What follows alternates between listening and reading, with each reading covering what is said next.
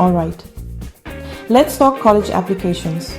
Specifically, that one part that can feel like walking a tightrope over a pit of existential dread, the essay. I know, you've heard it a million times. The essay is your chance to show them who you really are. But what does that even mean? And with the sheer volume of applications those admissions officers are sifting through, can a few hundred words really make a difference? Here's the thing. Most college essays, they're kind of meh. Not bad per se, just kinda generic. They blend into the background noise of I volunteered here and I got a good grade there. And that, my friends, is the kiss of death. Because to really stand out, to make an admissions officer sit up and say, whoa, I need to meet this person. Your essay needs to be more than just a list of accomplishments. It needs to be an invitation into your world, a glimpse into the way you see things, a story only you can tell. So, today we're going to dissect why so many essays end up DOA. And more importantly, we're going to equip you with the tools to write one that doesn't just get read, but gets remembered. It's about understanding what makes a story sing, what makes a voice resonate, what makes you, well, you. Intrigued? Let's dive in. Okay, let's address the elephant in the room, or rather, the giant stack of essays looming over an admissions officer's desk. Why do so many essays fall flat? It's simple. They play it safe. Think about it. You're 17, maybe 18, staring down this application that feels like it holds your entire future hostage, and you're supposed to distill the essence of your being into a handful of paragraphs. It's terrifying. So what do we do when we're scared? We retreat to what feels familiar, what we think is the right thing to say. We write about the time we volunteered at the soup kitchen, even if it was only for a week and we mostly just spilled soup on our shoes. We write about acing that one test, even if it involved a level of caffeine consumption that should probably be registered with the FDA. We write about being captain of the debate team, even if our heart yearned for the drama club. But, debate team looks better on a resume, right? And here's the thing. Those experiences aren't inherently bad essay material.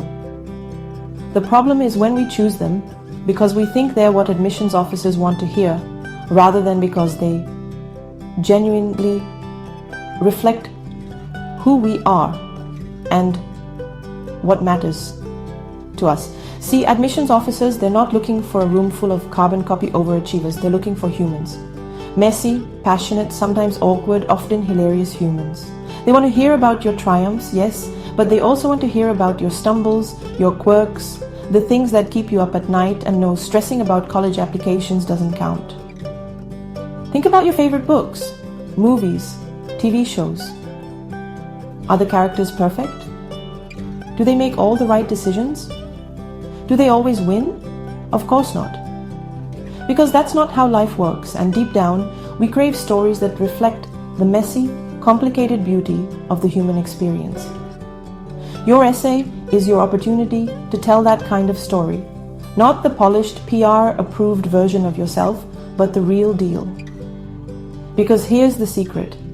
Vulnerability is compelling. It's relatable. It's what makes us human. When you're willing to be honest about your experiences, even the messy ones, you create a connection with the reader that goes beyond the page. Okay, so we've established that generic essays are about as exciting as watching paint dry, and vulnerability is key. But what specifically should you be aiming for? Glad you asked. Think of it like this. A standout essay is like a three-legged stool. Each leg is crucial for stability. And those legs are vulnerability, unique perspective, and specificity. We've already delved into the power of vulnerability, so let's move on to unique perspective. This is about sharing your distinct lens on the world. It's about showing admissions officers how you see things, how you process experiences, what makes your thought process uniquely yours. For example, let's say you're writing about your love of astronomy.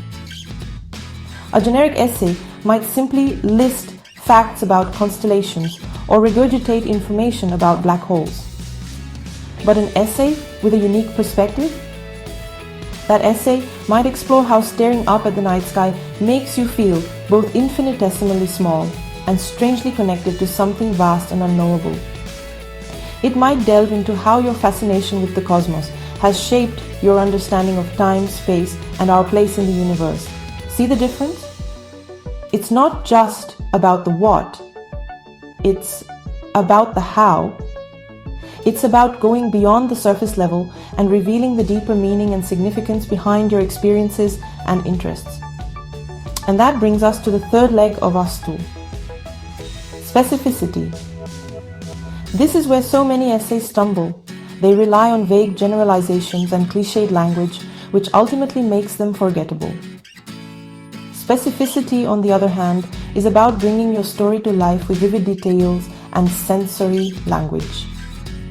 Instead of saying, "I love to read," tell them about the musty smell of your favorite used bookstore. The way the pages of a well-worn paperback feel soft and pliable in your hands. The way a particularly evocative sentence can transport you to another world. Specificity grounds your essay in reality and makes your story come alive. It allows the reader to experience your world through your words, to feel what you felt, to see what you saw. And that, my friends, is how you create a lasting impression. Chapter 3. Bonus tip. End your essay with a hook that comes full circle. Okay, you've poured your heart and soul into your essay, you've showcased your vulnerability, your unique perspective, your impeccable grasp of specificity. You're feeling good, right? But hold on. There's one more secret weapon we need to unleash. The art of the full circle ending. Think back to some of your favorite stories. Chances are they didn't just stop abruptly, leaving you hanging with a metaphorical weight. That's it. Instead, they tied up loose ends, offered a sense of closure, maybe even left you with a lingering thought or question. Your essay should do the same. A full circle ending is like a literary handshake. A way to connect the end of your story back to the beginning, creating a sense of symmetry and completion. It's about reminding the reader of the core message or theme of your essay and leaving them with a lasting impression. So, how do you actually do this? One effective technique is to revisit a specific image, metaphor, or anecdote that you introduced earlier in your essay. For example, if you started your essay by describing your childhood fascination with collecting seashells, you might end by reflecting on how that early love of discovery has influenced your current academic pursuits. Or, if you opened with a pivotal moment of failure, you might conclude by discussing the valuable lessons you learned from that experience and how it shaped your resilience. The key is to choose an element that holds significant meaning and ties back to the overarching theme of your essay. When done well, a full circle ending can elevate your essay from good to unforgettable. It shows that you've put thought and care into your writing, and it leaves the reader with a sense of satisfaction, knowing that your story has come to a satisfying close. So, there you have it.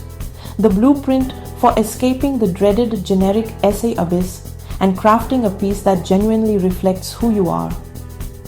Remember, this application process, it's not about trying to fit into some predetermined mold of what you think colleges want.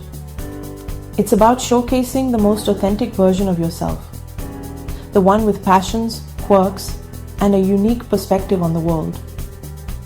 Take this seriously, yes, but don't let the pressure extinguish your spark. Let your personality shine through. Let your voice be heard. And trust me, the right people will not only listen, but they'll be eager to welcome you into the next chapter of your story.